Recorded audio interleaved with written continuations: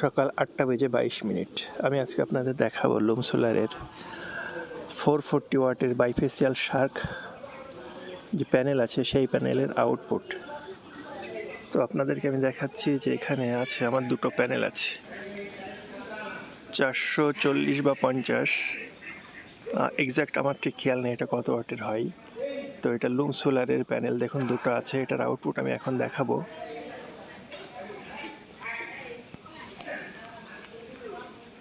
তো আমি দেখিয়ে নিই আগে সোলার প্যানেলটা। এটা দেখুন লুমের প্যানেল, লুম লেখা আছে,